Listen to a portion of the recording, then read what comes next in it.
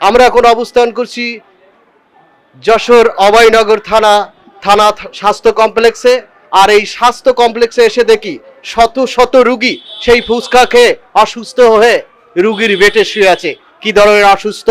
ডায়রিয়ার জীবাণু পাওয়া গেছে, অত্যাধিক ডায়রিয়ার অবস্থান, এবং গায়ে প্রচণ্ড জ্বর। গায়ে জ্বর এবং ডায়রিয়া নিয়ে সবাই ভর্তি হয়েছে অভয়নগর থানা স্বাস্থ্য কমপ্লেক্সে।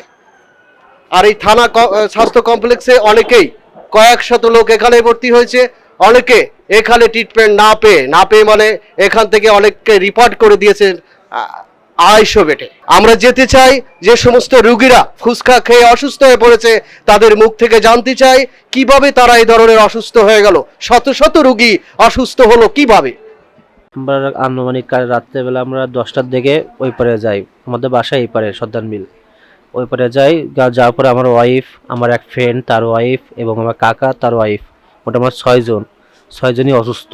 অলরেডি আমার বন্ধু ওই পাশে বসে রয়েছে, এই বেডে শুয়ে রয়েছে। আর আমি আমার ওয়াইফ বাসা থেকে আসছে, তারা বাসায় ট্রিটমেন্ট দিচ্ছিলাম, সে না পাতে চলে আসছে। আর আমি অলরেডি আমার বন্ধুকে নিয়ে আসছি যে আমি নিজেই অসুস্থ হয়ে পড়ছি। আর আমার কাকা বাসা ট্রিটমেন্ট নিচ্ছে, তারা সবাই এক কথায় আমরা 6জন খাইছিলাম, 6জনই একই অবস্থা।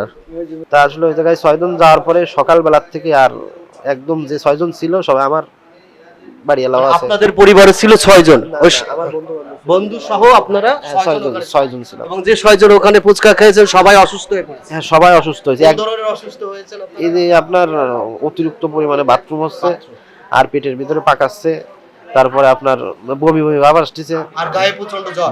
গায়ে প্রচন্ড জ্বর, মানে সেই কপাল মনে হচ্ছে একদম পুড়ে যাচ্ছে, বুঝলেন। আমার খাবারের সমস্যা হয় না, তারপরেও আমি অনেক জায়গায় খাবার, আমি হচ্ছে পেশাগত ড্রাইভার, বুঝছেন, অনেক জায়গায় তো যাওয়া পড়ে আমাদের, কিন্তু এই খাবারটা খাওয়ার পরে একদম শুট করিনি পেটে, বুঝলেন, খুবই অসুস্থ লাগতেছে। হ্যাঁ আমি গাড়ি নিয়েই বেরোয় গেছিলাম, না জানি যদি পথে ঘাটে সমস্যা তো কি হতো আমার উপর আল্লাহ জানে, বুঝছেন। এখন আপাতত এই যে স্যালাইন চলতেছে, একটু সুস্থ মনে হচ্ছে, তবে বাথরুম টাথরুম এখন আর হচ্ছে না, তবে কি করা। আমি যেমনটি আপনাদেরকে জানাতে চাই যে গতকালকে যে ঈদটা হয়েছে, এই ঈদের যে একটা আনন্দ ভাগাভাগি করতে যেয়েই কিন্তু এই সর্বনাশটা হয়েছে, যেটা নপাড়া ব্রিজ, অর্থাৎ যেটা আপনারা জানেন যে ব্রিজটা পার হওয়ার, অর্থাৎ দিয়াপাড়ার আগে যে ব্রিজটা আছে ওই ব্রিজের ওখানে কিন্তু বেশ কটা ফুচকার দোকান আছে।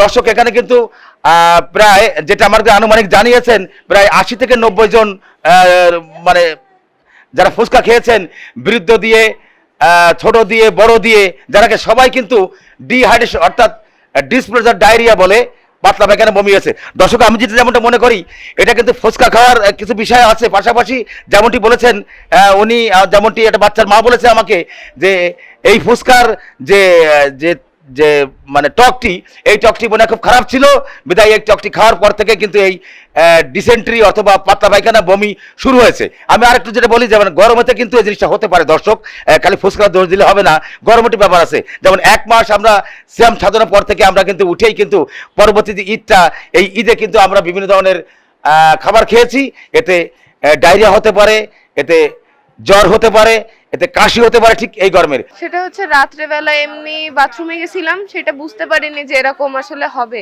রাত্রে একবার বাথরুমে যাওয়ার পরে ঘুমাইছি, দেন ভোরবেলা দিয়ে হচ্ছে বাথরুমে যাচ্ছি, আসতেছি, বমি হচ্ছে। দর্শক আমি কথা বলছি অভয়নগর উপজেলার ডাক্তার টিএইসি এবং ডাক্তার আলিমুল্লাহর সঙ্গে।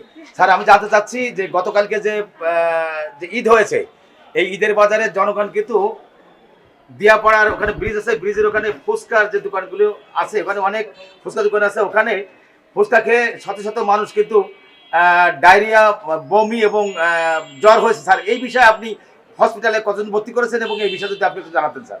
আচ্ছা, আমরা আজকে সকাল থেকে খবর পাচ্ছিলাম, সকালে আমাদের হসপিটালের গত রাত থেকেই এ ধরনের রুগী, দিয়াপাড়ায় শুনলাম এক জায়গায় মেলা হচ্ছে, সেই মেলার থেকে এবং ব্রিজের ওখান থেকেও শুনলাম কয়েকজন আসছে। এইখান থেকে এই যে ফুচকা বা এই জাতীয় খাবার খেয়ে ম্যাক্সিমাম প্রত্যেকেরই ডায়রিয়া, জ্বর, বমি এগুলো নিয়ে ভর্তি হয়েছে। আমরা হসপিটালে এখনও পর্যন্ত প্রায় 50 জন মতো ভর্তি হয়েছে এবং অবস্থা এখনও পর্যন্ত খারাপ, রুগী এখনও আসতে আছে। আমরা আসলে এই ছুটির সময় অল্প সংখ্যক জনবল নিয়ে কাজ করতে খুব হিমশিম খেতে হচ্ছে। সরকারি হসপিটালে এই মুহূর্তে প্রায় 50 জন মতো ভর্তি আছে।